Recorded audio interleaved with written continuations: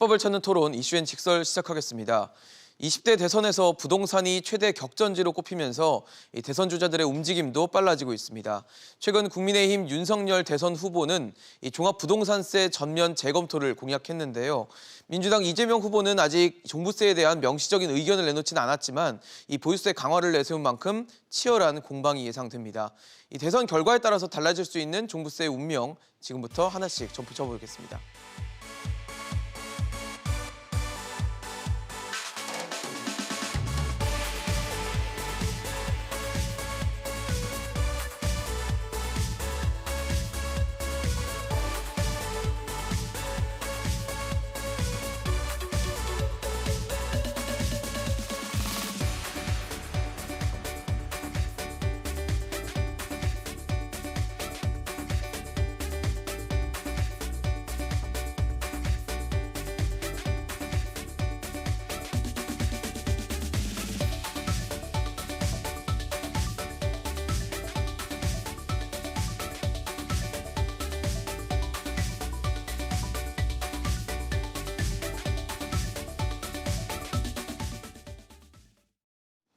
네, 오늘 함께해 주실 세 분 소개하겠습니다. 한양대 공공정책대학원 김재필 교수, 건국대 부동산학과 심교원 교수, 정동근 변호사 나오셨습니다. 어서 오십시오.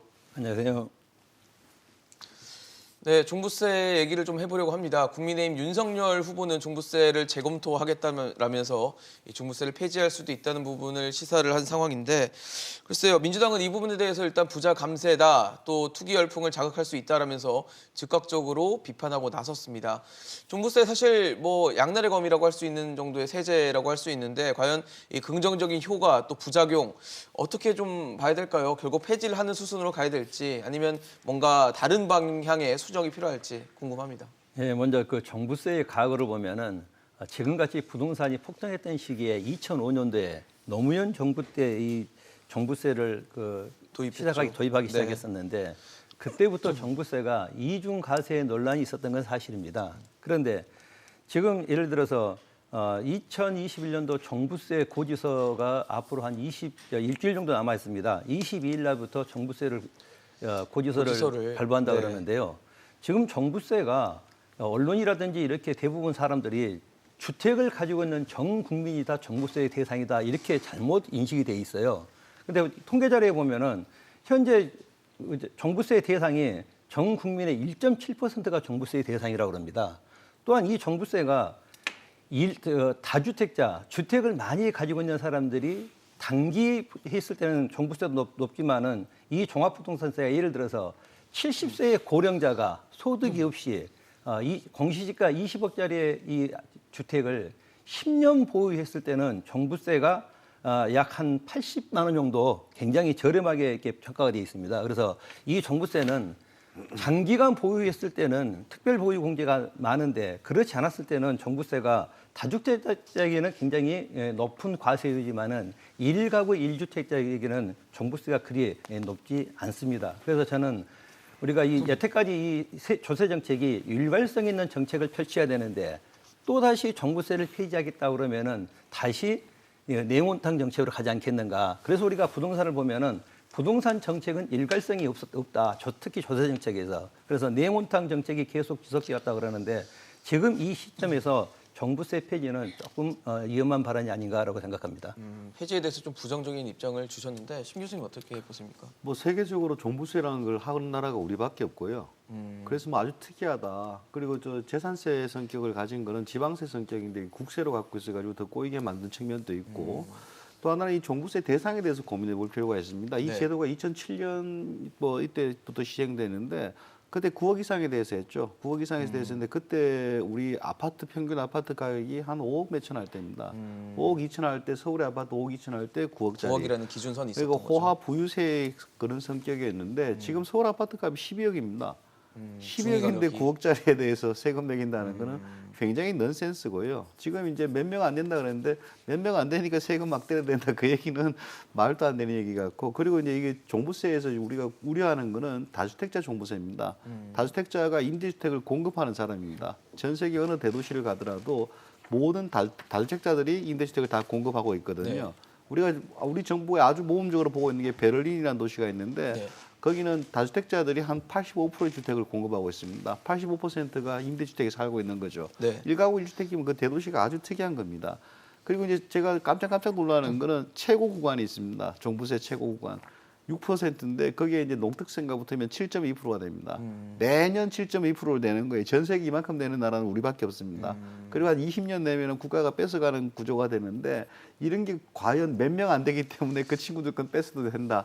이런 논의의 접근 자체가 좀 많이 비정상적인 상황이죠. 사실 여당이 그렇고 지금 밀어붙이고 있는 종부세를 강화해야 된다는 시선은 그런 거거든요. 종부세가 갖고 있는 부담이 커지면 내놓을 것이다라는 뭐 그런 바람에서 그렇게 좀 강화를 하는 추세로 가자는 목소리가 나오는 것 같은데 그 부분은 좀 어떻게 보십니까? 아니 종부세 효과는 크게 보면은 있습니다. 보유를 부담스럽게 해서 물건을 내놓게 하는 게 있고, 근데 그러면 양도세라든가 이런 것들이 다 방향이 맞아야 돼요. 근데 지금 종부세 더 올린다고 하더라도 옛날 예를 들어서 20억짜리 나왔다.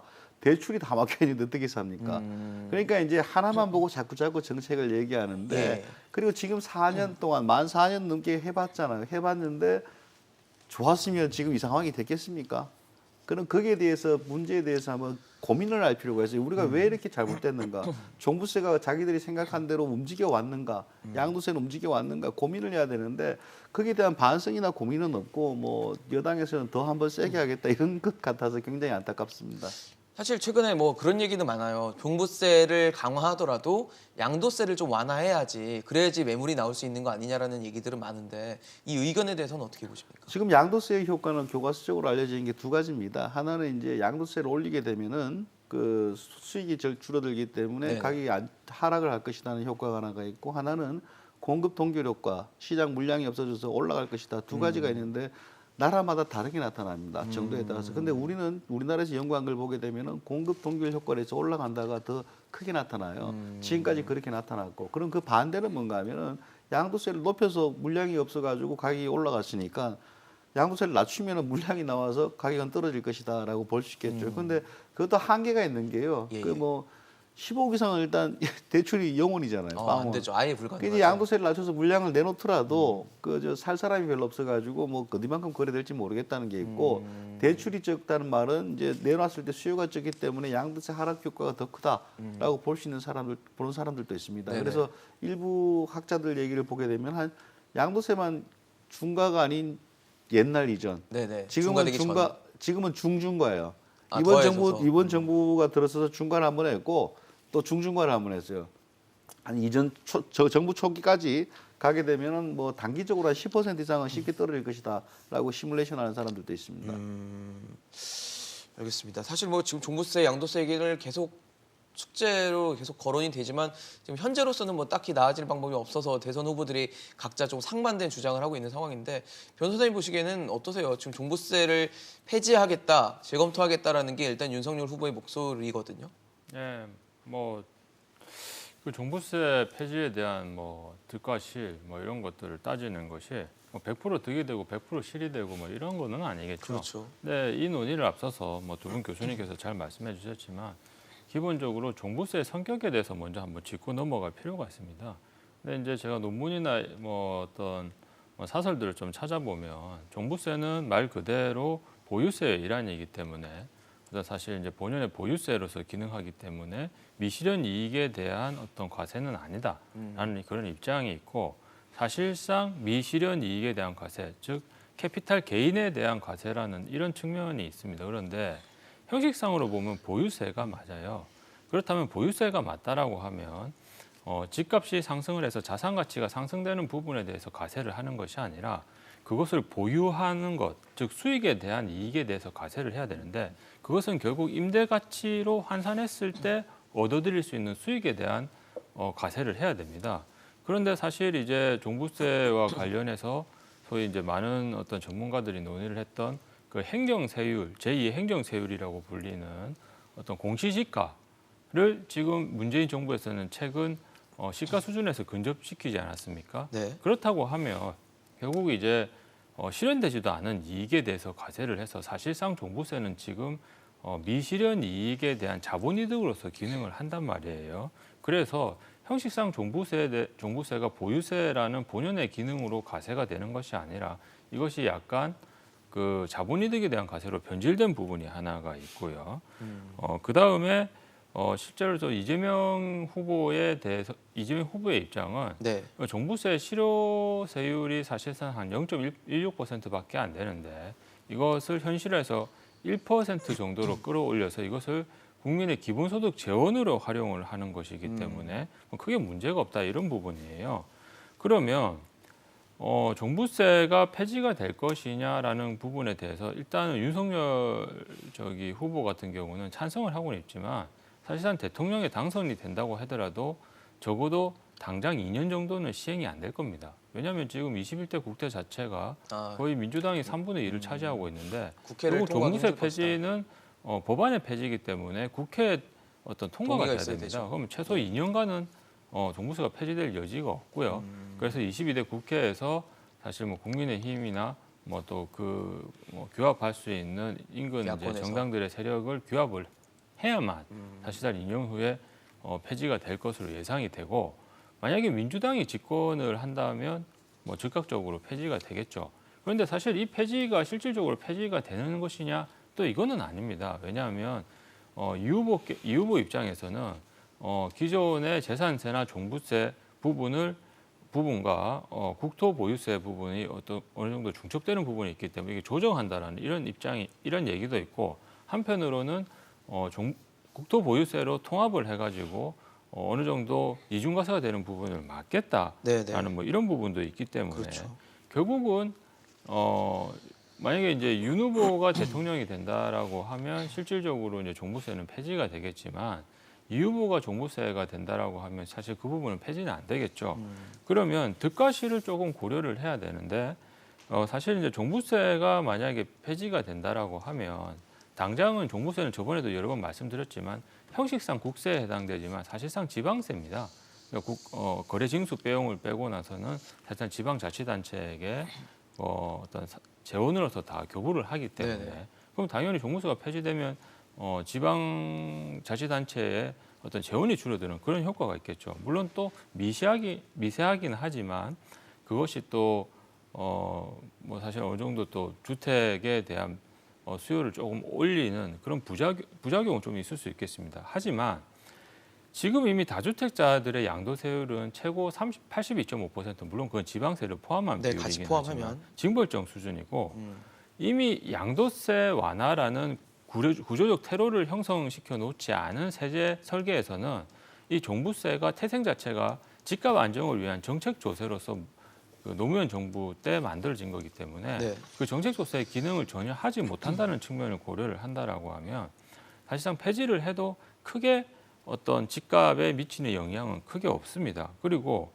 가장 이 부분이 제가 우려되는 부분인데 종부세가 만약에 계속 유지가 돼서 보유세에 대한 어떤 부담이 강화가 된다라고 하면 결국은 그 부담은 세입자한테 전가될 수밖에 없어요. 그런데 우리가 세입자들을 좀 유형화시켜 보면 사회초년생들, 빈곤층들 그리고 최근에 이제 민간개발 중심으로 재개발 재건축이 활성화되면서 이주민들이 임시적으로 거주할 임대주택이 반드시 필요하게 됩니다.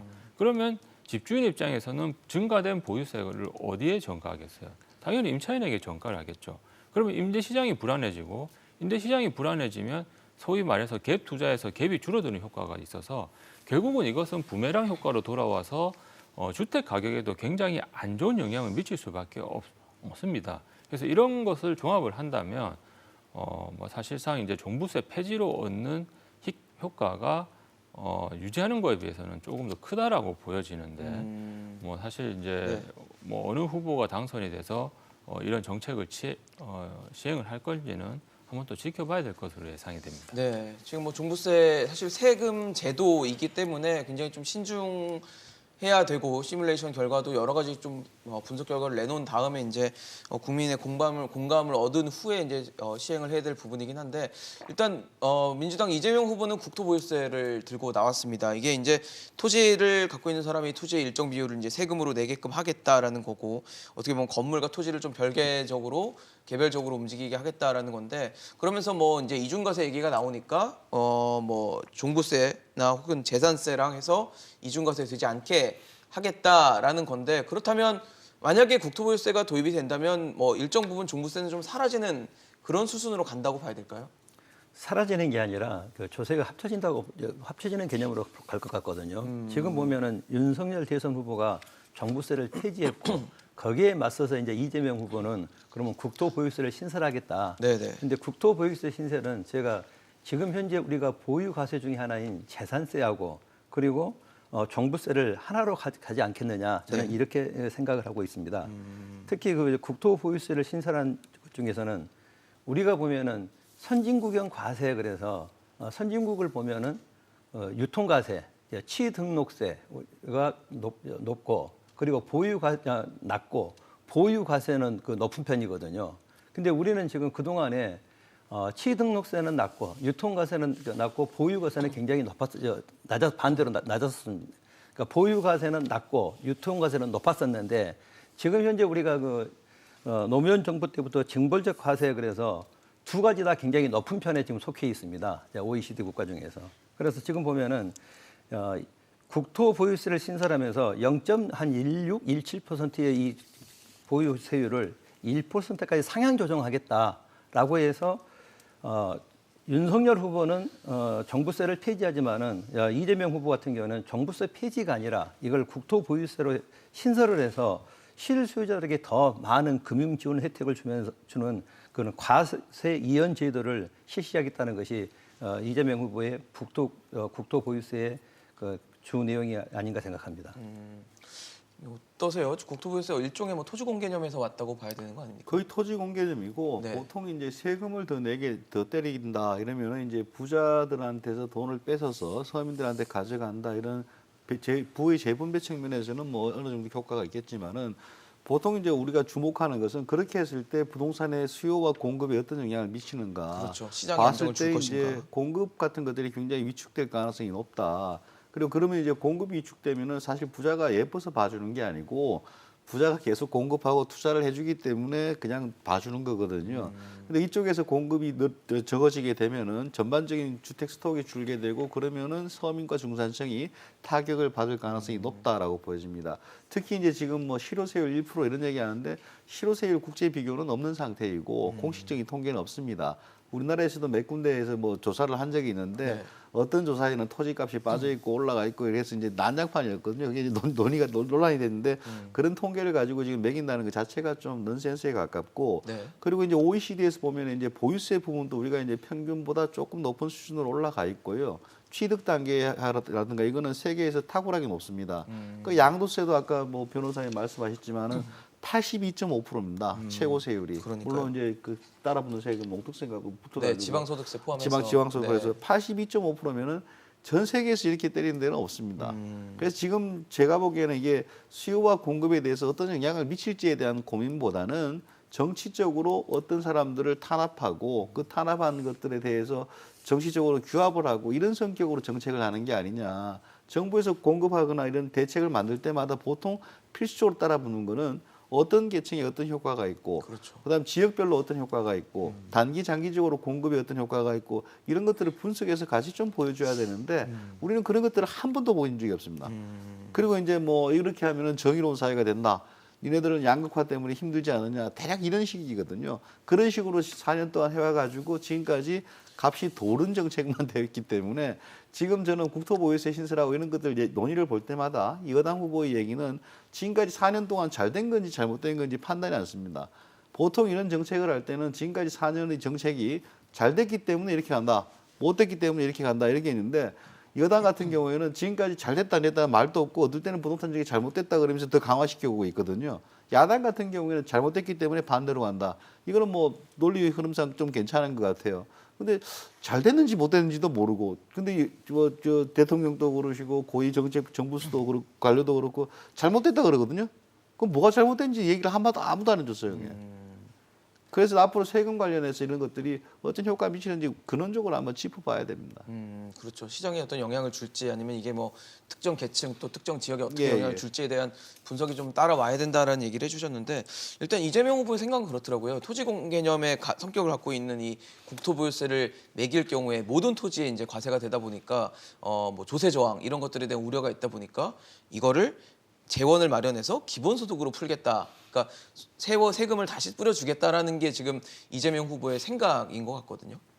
네, 그 저번 방송에도 말씀을 드렸지만 이게 사실 이제 국토 보유세를 신설하는 취지 자체가 기본적으로 이재명 후보가 얘기하고 있는 기본소득, 기본 3시리즈, 소위 기본소득, 기본주택, 기본금융의 재원, 특히 그중에서 기본소득의 재원을 마련하기 위해서 국토 보유세를 신설한 것으로 보이는데 최근에 이제 나오는 발언들을 종합을 해보면 거기에 플러스 투기 세력을 차단하기 위한 두 가지 목적을 찾기 위해서라고 합니다. 그런데 우리가 문재인 정부 때 경험했다시피 세제를 통해서 부동산을 잡는 것, 즉 세제 자체의 재정적 목적보다는 그것을 정책 조세로 활용을 한다는 것에 대해서 많은 경험적 데이터를 통해서 그것이 실효성이 없다라는 것이 입증이 됐죠. 그렇다고 하면 과연 이 국토 보유세를 왜 신설하느냐 이런 부분에서 아까 지금 자막에서도 화면에서도 잠깐 나오고 있지만 어차피 상위 10%의 국민들한테 그걸 걷어서 다수의 국민들한테 나머지 90%한테 뭐 그것을 나눠주는데 반대할 이유가 뭐 있냐? 좀 심하게 얘기해서 이것을 가지고 좀 뭐 어리석다라는 식까지 바보짓이다라는 표현까지 직접 썼는데 사실 지금 국민이 예전처럼 뭐 하나 더 준다고 해가지고 나한테 사소한 이익이 된다고 해서 이것을 무조건 뭐 따르고 하는 그런 시대는 이미 갔지 않습니까? 그래서 그런 걸 가지고 어떤 국토 보유세 신설을 정당화시키는 그런 발언은 사실 적절하지 않다라고 보여지고요. 그러면 뭐 국민소득을 받기 때문에 과연 국민들에게 도움이 되냐? 사실 냉정하게 생각해보면 그것도 아닙니다. 예를 들어서요. 국토 보유세는 기본적으로 토지 공개념에 기초를 해서 국토를 이용하는 거에 대해서는 무조건 보유세를 내야 된다 이런 사상에 사실 기초를 했는데 그래서 이제 국토 보유세 내용에서 좀 세목을 구체화시켜서 살펴보면 우리가 이제 인간 노력의 산물인 건물에 대해서는 부여를 하지 않고 국토에 대해서만 부여를 한다고 합니다. 그렇죠. 그러면 우리가 이제 집합 건물의 일종인 아파트를 구입을 하게 되면 그 아파트는 사실 그 아파트 건물 자체의 가치와 그 공용 부분에 대해서 가지고 있는 대지권의 지분 비율 두 가지로 구성이 되어 있지 않습니까? 그렇다고 하면 뭐 이재명 후보가 만약에 대통령이 돼가지고 기존의 재산세와 종합부동산세를 국토 보유세로 통합을 한다고 하더라도 네. 토지에 대해서만 보유세를 부과하지는 않을 겁니다. 그 안에는 또 별도의 이제 세목에 관한 규정을 두어 가지고 당연히 이제 건물 부분에서도 세금을 부과를 할 텐데 만약에 실효세율을 1% 정도를 달성한다고 했으니까 그것이 맞다라고 하게 되면 내가 만약에 20억짜리 부동산 그러니까 아파트를 취득을 했을 때 물론 거기서 현금으로 그걸 다 사지는 않겠죠. 뭐 일부는 주담대를 대출도 껴가지고 있었고. 그렇게 네. 사기는 하겠지만 뭐 냉정하게 생각을 해보면 20억이 1%는 얼마입니까? 2천만 원이지 않습니까? 그러면 주담대 원리금이나 또는 뭐 거치식으로 하게 되면 이자를 낼 것이고 거기에 각종 뭐 유지비라든가 보수비, 그다음에 관리비 이런 걸 낸 다음에 사실상 1년에 2천만 원 이상의 그 국토 보유세를 내고 나면 아까 얘기했다시피 국토 보유세의 기본적 특성 자체가 과연 보유세이냐 아니면 뭐 자본이득에 대한 자본이득세로 실제로 기능하느냐 이런 논의가 있지만 설사 임대 수익에 대해서 사용하는 것에 대해서 가치에 대해서 부여하는 세금이라고 하더라도 번 것 전체를 사실상 그러면 뭐 임대를 놔서 벌지 않더라도 내가 사용하고 있는 그 가치에 대해서 거의 모든 것을 다 국가가 가져가겠다라는 거예요. 그러면 한 달에 100만 원 정도 뭐 그것이 실현될 가능성도 없겠지만 기본소득으로서 실현이 된다고 하더라도 오히려 가져가는 국토 보유세가 훨씬 더 큽니다. 그래서 이 부분에 관해서 과연 이것이 국민들에게 도움이 되는 세제인가라는 부분에서 제가 생각하기에는 10중 8구 거의 굉장한 조세 저항이 일어나고 이것이 사실 문재인 정부에 대한 지지율을 떨어뜨렸던 요인과 같이 네. 이재명 후보에 대해서도 굉장히 안 좋은 요소로 작용할 것이 거의 확실하게 반발을 할수 예상이 되는 있다라는. 부분입니다. 네. 그래서 이 부분에 대해서 과연 이것이 뭐 국민들에게 도움이 되는 정책이기 때문에 이것을 반대하는 것은 바보짓이다. 라고 표현하는 거에 대해서는 정말 공감할 수는 없습니다. 그러게요. 좀 뭐 과격한 표현일 수도 있는데 그런 표현을 쓰면서까지 이재명 후보가 이 국토보유세에 대한 어떤 관철 의지를 상당히 보여주고 있기 때문에 지금 향후에 또 대선 후보, 대선 국면이 어떻게 또 변화할지에 따라서 아마 이 부분도 좀 변화가 생길지도 귀추가 주목되는 부분일 것 같습니다. 앞서 말씀을 드리기도 했지만 종부세와 함께 얘기가 되는 부분이 지금 양도세입니다. 여당, 야당 할 것 없이 양도세에 대해서 일단 완화하는 기조로 좀 가겠다라는 건데 민주당이 사실 뭐 양도세 중과를 했던 터이기 때문에 지금 이렇게 또 완화를 한다는 거에 대해서 좀 시장의 어떤 요구를 받아들이는 건지 이 부분도 좀 궁금하기도 하고 일단 현재 얘기가 되는 거는 1세대 1주택자의 양도세 비과세 기준을 이 9억 원에서 12억 원으로 좀 높이겠다라는 게 골자입니다. 아무래도 뭐 기준이 높아지면 양도세가 좀 줄어들 수 있는 여지가 생기긴 할 텐데 여전히 중과되는 비율이나 이런 것들은 앞서 말씀 주신 뭐 지방소득세 합쳐서 82.5%라는 아주 높은 세율이 과세가 되는 상황이어서 과연 양도세가 뭐 지금 말한 대로 1주택자에 대한 기준이 낮아진다고 문턱이 낮아진다고 했을 때 과연 매물을 내놓는 효과로 이어질 수 있을까에 대해서는 시장에서는 좀 의문을 갖고 있는 것 같거든요. 민주당에서 그 양도소득세에 대해서 굉장히 강한 그 정책을 보이다가 그 4.7 재보선 예. 참패로 인해서 송영길 대표부터 양도소득세 완화에 대해서 얘기가 났었죠. 그러다가 이제 9억에서 12억으로 상향 조정했는데요. 이 양도소득세를 완화시킨다 그래서 매물 잠김 현상이 완화될 것인가? 저는 그렇지 않다고 보거든요. 이미 우리가 대출 규제가 완화됐던 시점에서 양도 팔 사람들은 거의 다 팔았고요. 그리고 또 하나 양도소득세가 너무 많다 그래서 양도소득세를 피하기 위해서 자녀들에게 증여를 많이 했거든요. 근데 증여도 또 하나의 그 양도로 봐야 되거든요. 이미 뭐 다른 사람한테 준다는 관점에서 그렇죠. 법률의 규정에 의한 그런 일단 소유권 이전으로 봐야 되는데요. 네네. 지금 현재 양도소득세를 완화시킨다. 그럼 몇 퍼센트를 어떻게 완화시킬 것인가? 물론 양도소득세 역시 우리가 뭐 일정 기간 보유를 했거나 1주택자에는 크게 많은 혜택을 주거든요. 그런데 이 양도소득세도 2주택자 그리고 3주택자 이상에게는 물론 과세가 높습니다. 그런데 지금 여기서 일부 또 그 주택을 많이 가지고 있는 사람들은 이미 다 법인을 만들었어요. 법인이요? 법인을 만들어서 양도소득세를 피해가고자 이렇게 했는데 법인을 지금 만들면 피할 수 있나요? 조금 많이 줄어들죠. 세금에서 조금 혜택을 보죠.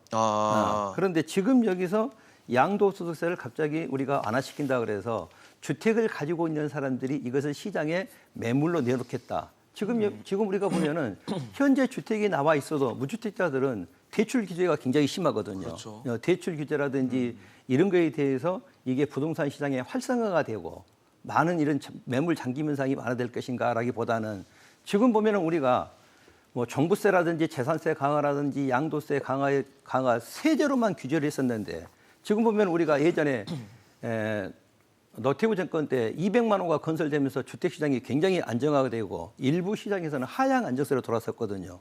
지금 문재인 정부에서 3기 신도시까지 공급하겠다는 것이 여지까지는 정책, 세제 정책, 과세 정책으로만 규제를 했다가 지금 보면은 약 한 170만 원을 공급하겠다. 네. 또한 이재명 후보나 윤석열 후보 역시 주택 공급을 250만 원을 하겠다는 얘기예요. 예. 그럼 250만 원을 전부 다 거의 수도권에 집중이 돼 있는데 그중에 지금 그 윤석열 후보 같은 경우에는 도심지 구도심권을 개발하겠다.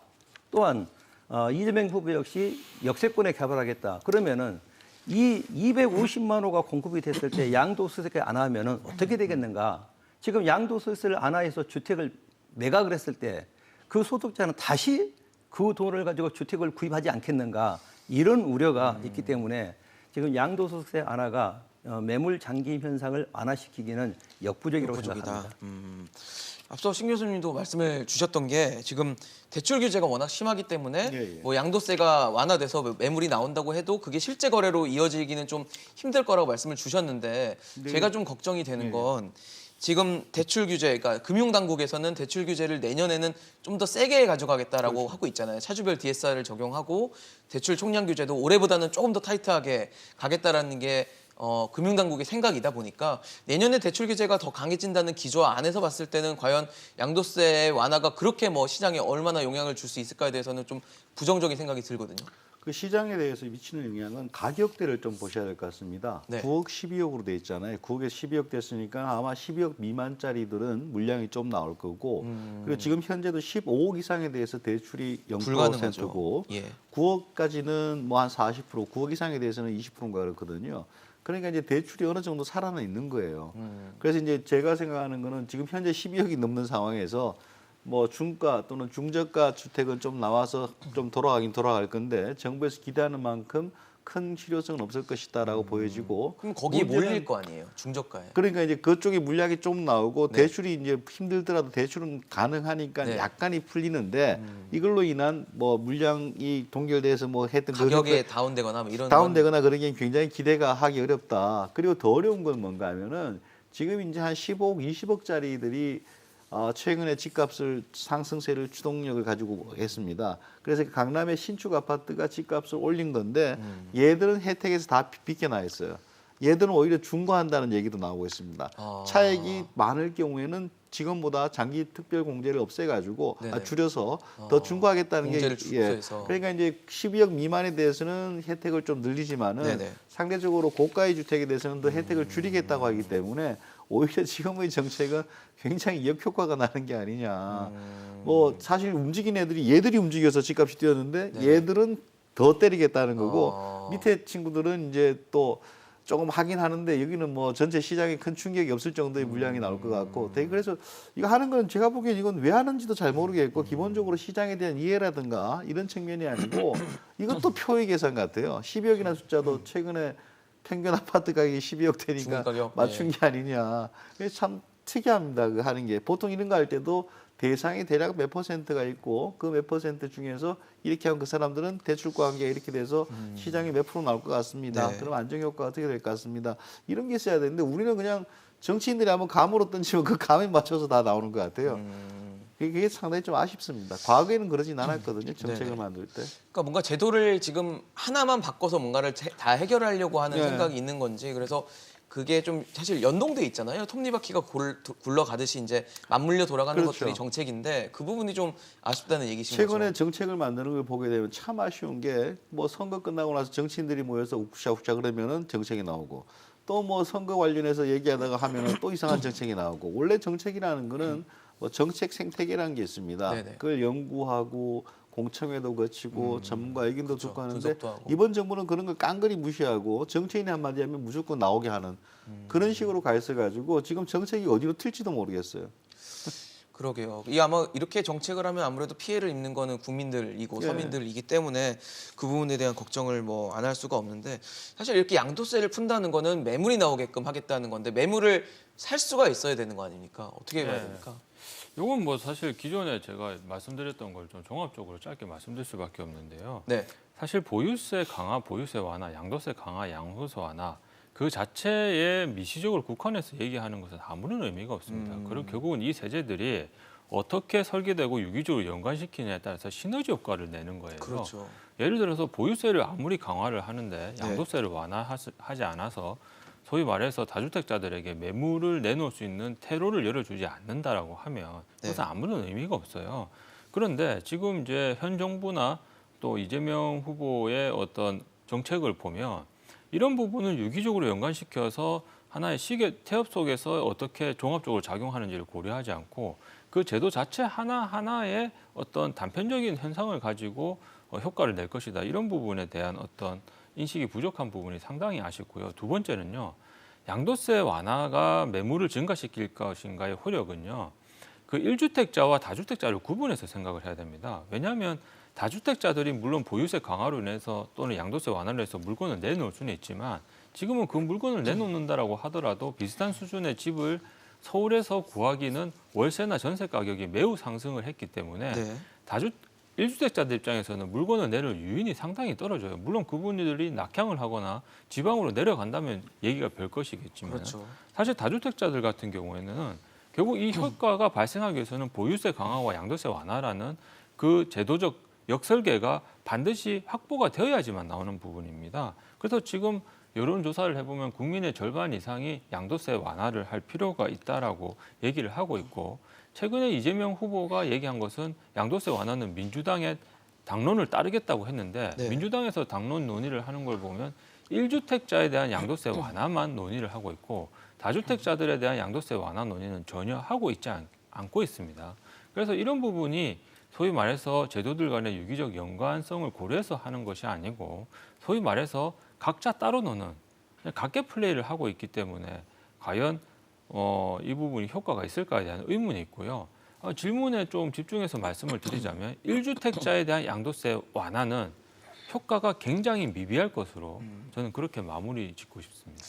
네, 뭐 양도세 완화만으로 뭔가를 해결할 수는 없을 것이다. 이미 집값이 굉장히 많이 올랐고 이 서울 중위 가격이 뭐 11억 원, 12억 원 하는 상황 속에서 양도세를 과연 어떻게 가져갈 것인가, 그리고 대출 규제와 또 어떻게 연동을 시킬 것인가에 대한 좀 세부적인 검토가 좀 필요하지 않을까라는 생각이 들었는데, 앞서 말씀을 주시기도 했지만 지금 이제 양도하기가 힘들어지니까 많은 분들이 이제 뭐 상속 혹은 증여 이런 선택을 많이 하시고, 앞서 말씀 주신 뭐 법인으로 전환해서 이 양도세 부담을 좀 낮추려는 움직임들이 이미 일어났습니다. 이미 일어나서 있는 상황 속에서 과연 양도세를 완화하고 이런 상황이 어떻게 시장에 안정을 갖다 줄 수 있을지에 대해서는 많은 분들이 좀 걱정을 하시는 것 같거든요.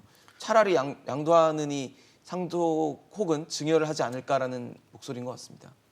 지금 보면은 대부분 양도소득세를 줄이기 위해서 증여를 하는데요. 네네. 이 증여는 구간별로 증여세가 붙기 때문에 오히려 금액이 컸을 때는 증여가 양도소득세보다 더 높을 수도 있습니다. 그런데 지금 보면은 이게 양도소득세를 낮춰서 매물 장기 현상을 풀겠다 그러면은 그게 물론 다주택자들에게는 많은 수익을 남겨주기 때문에 네. 그 수익을 번 사람들이 다시 또 주택에 또 투자를 할 수가 있고요. 그럼 그 전에 그걸 팔았던 사람들에게는 과세 형평성 맞지 않는다고 판단을 하거든요. 그래서 양도소득세 완화는 굉장히 신중한 그런 그 방법을 가지고 있고, 지금 보면은 이 상속을 한다 그러면 상속 같은 경우에는 우리가 지금 상속세가 OECD 국가 중에서 굉장히 높은 편에 해당되거든요. 네. 지금 보면은 제가 그 어느 자료를 보니까는 상속세 1위가 55%가 일본이더라고요. 그리고 이제 50%는 우리나라가 2위인데 네. 여기서 보면은 상속세라든지 증여세라든지 양도세를 피하기 위해서 세제 개편을 한다는 것은 다시 한번 이 부동산 정책이 또 네모탄 정책으로 해서 또다시 국민들에게 더 다른 불신감을 주지 않을까라고 생각을 해서 저는 오히려 지금 이 시점에서 오히려 일관성 있는 이런 조세 정책이 필요하지 않는가라고 생각을 합니다. 네, 사실 근데 당연히 집을 갖고 있는 입장에서는 양도세 부담이 크면 증여를 고민하는 게 되게 자연스럽다는 생각이 들거든요. 당연히 그렇죠. 그리고 뭐 일관성 얘기하시는데 최근 정부에서 한 일관성도 있지만은 그전 정부에서 한 일관성도 있으니까 완화된 기준으로 가는 것도 연속성상에선. 괜찮고요. 그리고 이것들이 국민 경제에 어떤 영향을 미치는지를 한번 봐야 됩니다. 양도세가 워낙 이상하게 돼 있으니까 이제 상속으로 가는 거고, 양도세가 정상화되면은 상속이라든가 증여 같은 것들은 상당히 줄어들게 될 거예요. 오히려 이것들이 근데 이렇게 양도세를 하고 나서 어떤 일이 벌어졌냐? 부자들은 이제 증여를 하면서 자식들 간의 세대 양극화가 더 심각하게 부의 이전이 커지는 일어나겠죠. 그런 상황이 벌어지고 있거든요. 이게 과연 정부에서 의도한 바인가? 그리고 양도세라는 게 참 저는 문제가 있는 게, 뭐 부부가 결혼을 해서 20평에 살다가 애를 둘 놓고 그럼 30평 이사를 가잖아요. 네네. 근데 파는 순간 20평으로도 빠꾸를 못 합니다. 백도 못 합니다. 30평은커녕 이런 나라가 전 세계에 없거든요. 그만큼 집값이 많이 올랐기 때문에 집값이 오른 게 아니고 양도세를 내고 나면. 그러니까 세부담은 너무 크고. 그러니까 예를 들어서 10억짜리, 5억짜리 집을 살고 있었는데 네. 20평에 30평에 10억이라 합시다. 그래서 6억에 팔고 나오면은 세금을 다 내고 나면 자기 집으로도 못 돌아가요. 이런 나라는 전 세계에 없습니다. 적어도 그 사람이 살고 있는 데서 계속 살게는 해줘야 되거든요. 근데 살고 있는 사람이 팔고 나면은 오히려 평수를 30% 줄여서 가야 된다. 현상 이런 유지가 나라가 힘들다. 세상에 있습니까? 국가가 이사할 때마다 국민들한테 뭘 뺏어가는 그런 구조잖아요. 적어도 살 수 있게 해야 되는데 못 살게 하니까 네. 이런 식으로 가는 게 있고, 이런 것들이 부의 대물림에 더 나쁜 영향을 주는 게 아니냐, 저는 그렇게 보고 있습니다. 변호사님 어떠세요? 사실 지금 서울 아파트 중에서 뭐 상속세 과세 대상이라고 할 수 있는 10억 원을 초과하는 아파트가 뭐 10채 중 4채다라는 지금 데이터도 나오고 있어서 네. 어떤 손질, 그러니까 세제의 손질 같은 거는 상속세나 증여세 부분도 필요하다라고 보십니까? 예, 근데 저는 이제 두 분 교수님께서 말씀을 해주셨기 때문에 좀 다른 관점에서 접근을 해볼 텐데요. 지금 이제 다주택자들에 대한 양도세는 최대 82.5, 물론 지방세까지 포함을 하긴 했지만, 72에 더해진 예, 거죠. 그리고 지금 이제 보유세도 굉장히 강화가 되는 추세고, 특히 이번에 종부세는 역대급이라고 하지 않습니까? 그리고 이 후보 같은 경우도 국토 보유세를 신설을 해서 소위 말해서 기존에 팔지도 못하고 보유하지도 못하는 진퇴양난의 상황이 더 심화될 것으로 예상이 돼요. 그래서 역설적으로 이 증여가요, 이 진퇴양난에서 빠져나갈 수 있는 제3의 테러 역할을 지금 하고 있어요. 왜냐하면 증여세 같은 경우는 우리가 이제 상속세, 증여세는 일세목주의에서 좀 예외라서 그 법 두 개가 하나로 합쳐져 있거든요. 그래서 이제 뭐 상속이나 증여가 오히려 이 테러를 벗어날 수 있는 제3의 탈출구가 지금 되고 있는데요. 근데 이게 사실 증여세의 개표는 모든 세제 중에서 가장 이념적으로 어떻게 보면 뜨거운 감자라고 볼 수 있는 핫한 겁니다. 왜냐하면 이미 이제 출발 자체가 다른데 설사 증여세나 상속세를 많이 낸다고 하더라도 뭐 그래도 결국은 흑수저보다는 앞서가지 않느냐 이런 또 논의가 있기 때문에 그래서 지금 현행 증여세 같은 경우는 이제 10년간 합산을 해서 최대 5천만 원까지 공제가 되고 상속세 같은 경우는 배우자나 자녀 1인을 기준으로 해서는 최대 10억까지 이제 그 공제가 돼요. 그러면 아니 5천만 원 공제하고 10억 공제했을 때 그래도 뭐 남는 게 있다라고 하면 그것도 일종의 보면 부모 찬스를 이용해서 불로소득을 얻는 것인데 굳이 거기에 대해서 왜 깎아주냐 이런 여기가 충분히 있을 수 있습니다. 그런데 우리가 이제 증여세나 상속세율을 완화하는 것에 대해서 반대하는 주된 입장이 뭐냐고 하면 실질적으로 어떤 보이는 증여를 받진 않았지만 예를 들어서 어느 정도 집을 가지거나 자산이 있는 부모 밑에서 태어나면 교육이나 뭐 소위 학원, 사교육비 그 다음에 그 위에 뭐 옷도 잘 입고 이런 것까지 포함을 하면 이미 보이지 않는 증여를 상당히 받아왔다는 거예요. 근데 거기서 사실상 추가로 돈을 좀 받는데 뭐 증여세나 상속세를 많이 내면 뭐 거기에서 굳이 이렇게 감해줄 필요가 있느냐 이런 논의가 있는데 사실 지금과 같이 부동산 가격이 굉장히 단기에 유동성 과잉과 정부 정책의 실패로 인해서 이런 이례적인 현상이 일어난 상황에서는 세율은 차치하고서라도 적어도 최소한 공제 한도는 늘려줄 필요가 있습니다. 왜냐하면요, 우리가 강북에 뭐 특별히 뭐 저기 금수저라고도 볼 수 없는 평범한 주택 하나를 소유하고 있던 사람은 지금 웬만한 강북 아파트가 10억 미만인 게 없어요. 그러면 불가피한 사정에 의해서 그 사람들이 증여나 상속을 하게 될 수밖에 없는 상황이 온다라고 하면 오히려 이제 상속세나 증여세를 납부를 해야 되는데 지금 어떤 상황이 일어나면 최근에 제가 이제 상담이 들어와서 조금 조금 특이한 상담을 한번 해준 적이 있는데 네. 증여세가 부과가 되니까 증여세 납부를 할 수가 없으니까 부모가 거기에 살아라고 실거주 목적으로 증여를 해줬는데 증여세 문제 때문에 그것을 다시 전세로 돌리고 그 보증금을 받아가지고 증여세를 납부하는 이런 사례가 있었거든요. 네. 그러니까 사실은 진짜 실거주하지 못하고 결국은 또 다른데 그걸 가지고 월세를 구하다 보니까 증여를 받고 나서 상황이 더 악화가 된 거예요. 그러니까 오히려 이제 이런 구체적인 타당성을 고려하면 그나마 소위 이제 계층으로서 어느 정도 갭이 있던 부분을 축소할 수 있는 기회인데 지금과 같이 부동산 가격이 단기간 상승한 상황에서는 과연 증여세하고 상속세가 소위 가진 최상위 사람들만의 세금이 아니고 이것이 지금 서울 집값 소유자의 4분의 1이 종부세를 내는 상황이라고 하면 적어도 22년간 상속세에 대해서 공제가 전혀 물가 상승률이 반영되지 않은 측면을 고려를 한다면 최소한 상속세율 인하는 차치하고서라도 공제 한도는 어느 정도 수정이 돼야 될 것으로 생각이 듭니다. 이런 부분에서는 정치권에서 한번 논의가 필요하지 않을까 그렇게 생각하고 있습니다. 네. 거기에 대해서 간략하게 한번 이렇게 반문을 제기해보겠습니다. 네, 짧게만 좀 부탁드릴게요. 왜 그러면은 그 부모나 자녀들은 양도를 하지 않고 증여를 했을까요? 증여세에 대한 세금이 없는데도 양도를 하지 않고 증여를 했다. 결국은 그게 정부가 바라던 정책이 아니겠습니까? 그 과도한 세금이 있으면은 증여하지 말고 양도해라. 팔아서 세금도 납부하고 소득도 남겨야 되지. 그 계속해서 부모가 부동산을 가지고 있고 또 자녀들에게 양도했다는 얘기는 그게 바로 그 주택에 대한 가역이 아닌가라고 저는 그렇게 짧게 생각하고 하겠습니다. 네, 양도세를 낮추든 높이든 어떤 식으로든 매물이 좀 내놓게 하는 게 정부의 생각이지 않았을까라는 생각이 좀 드는데. 예, 그렇죠. 네, 그게 과연 지금 시장에서 제대로 작동을 하고 있는지에 대해서는 아마 시장은 좀 의문을 갖고 있지 않을까라는 생각이 듭니다. 사실 대선 후보들 사이에서 종부세가 이슈가 되고 있고 여야에서 국회에서는 양도세가 이슈가 되고 있습니다. 그러면서 부동산 세제가 어떻게 바뀔지 그게 과연 시장에는 또 안정을 가져올 수 있는 기폭제가 될 수 있을지 시장이 지켜보고 있습니다. 오늘 김재필 교수, 심교원 교수, 종덕근 변호사와 함께했습니다. 이슈앤직선 오늘 준비한 소식은 여기까지입니다. 지금까지 시청해주신 여러분 고맙습니다.